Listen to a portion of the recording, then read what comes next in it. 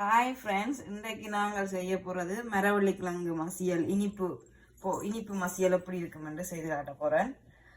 அதுக்கு முதல்ல மரவள்ளிக்கிழங்கு எடுத்து சின்ன சின்ன வெட்டி கழுவி அவிய வைக்க போகிறோம். பாருங்க, இப்போ அதுக்கு தேவையானது ஒரு டின் கோகோனட் மில்க், தேங்காய் பால், இது கொஞ்சம் ஏலக்காய் powder, 1/2 cup sugar, and then சைவரிசி வேணுமெண்டா போட விரும்பினாக்கள் போடலாம். ஆனால் எங்களுக்கு போட்டால் விருப்பம் உண்டு. சைவரிசியும் ஒரு கொஞ்சம் ஒரு 3-4 டீஸ்பூன் வரும். அது மடுத்து வச்சுருக்கிறேன். இப்போ பாருங்க, மரவள்ளிக்கிழங்கு ஒரு 10 மினிட்ஸாக குக் ஆகி கொண்டு இருக்குது, அவிஞ்சு கொண்டு இருக்குது. இப்போ பாருங்க, அரைவாசிக்கு அவிஞ்சு வந்துட்டு ஒரு கொஞ்சம் உப்பு போடுங்க. உப்பு இல்லா பண்டம் குப்பையில் என்று சொல்கிறவர்களுக்காக இனிப்பண்டாலும் ஒரு சொட்டு உப்பு போட்டால் நல்லா இருக்கும். இப்போ பாருங்க 20 மினிட்ஸாக அவிஞ்சிட்டுது. நல்லா ஒரு மசிக்கிறத வச்சு நல்லா மசியுங்க. அது மசி போடும்.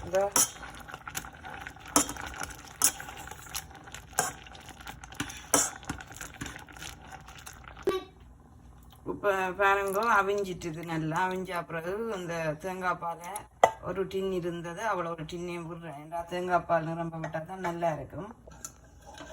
இப்போ பாருங்க, அடுப்பு நல்ல மீடியத்தில் விட்டுட்டு இந்த நாங்கள் சைவரிசி எடுத்து வச்சு, நாங்கள் சைவரிசியும் ஏலக்காய் பவுடரும் வச்சது நாங்கள் அதை இதுக்குள்ள போட்டு இதையும் நல்லா அப்படி கிளறி விட்டுட்டு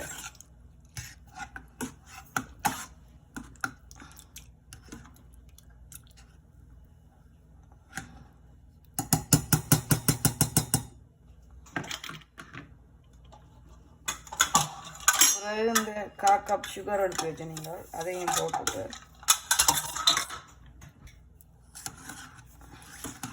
நல்லா கிண்டும்.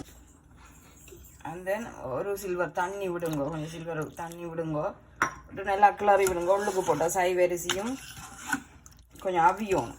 இன்னும் ஒரு 10 நிமிஷத்துக்கு அடுப்பிலே இருக்கட்டும். மீடியத்தில் விடுங்க.